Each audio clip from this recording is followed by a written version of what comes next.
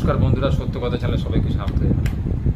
আচ্ছা, কোনো মানুষের বাড়িতে বাস্তু দোষ থাকে, যেমন ধরুন ঈশান কোণে নর্দমা, কিংবা ধরুন বাথরুম, অগ্নিকোণে বাথরুম, বা সেখানে শৌচালয় স্থাপন করা হয়েছে।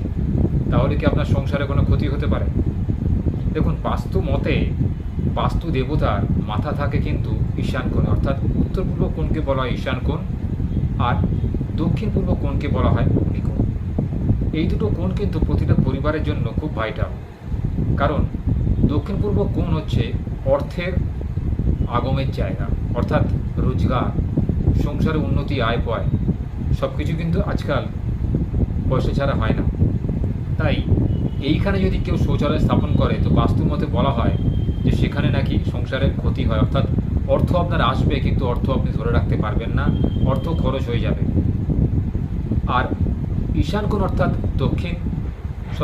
উত্তর পূর্ব কোণকে বলা হয় ঈশান কোণ, যেখানে শৌচালয় স্থাপন করলে সেখানে বাস্তু দেবতার মাথা থাকে।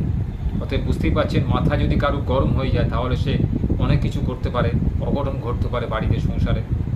দেখবেন এই দিকে যাদের বাথরুম হয় বা শৌচালয় হয়, দেখবেন সেই সংসারের লোকেরা দেখবেন খুব ঈর্ষাপরায়ণ হয়, খুব একে অন্যের সঙ্গে হিংসা করেন, খুব ঝগড়াঝাটি লেগে থাকে সেই বাড়িতে, এবং কারোর সঙ্গে কারোর বনিবনা হয় না, অর্থাৎ সদ্ভাব থাকে না, খুব ঝগড়াঝাটি হয় ভাই বোনের সঙ্গে, নিজের আত্মীয়দের মধ্যে, ইত্যাদি ইত্যাদি ইত্যাদি। এর ফলে সংসারে গিয়ে সকলের মন বিষণ্ণতায় ভরে থাকে, শরীর খারাপ হয়ে থাকে।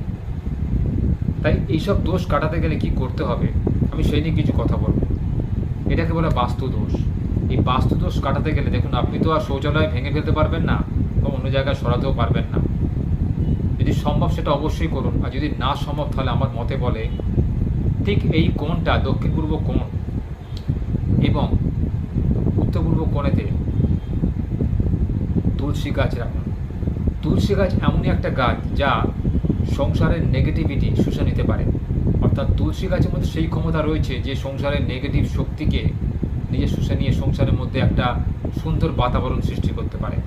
প্রতিদিন যদি সন্ধ্যাতে এখানে ধূপবাতি জ্বালান এবং মন দিয়ে তুলসী দেবতাকে আবাহন করেন, দেখবেন আপনার সংসারের সমস্ত অঘটন, সংসারের সমস্ত কুপ্রভাব যেটা আপনাদের উপর পড়েছে সেগুলো কিন্তু কেটে যাবে।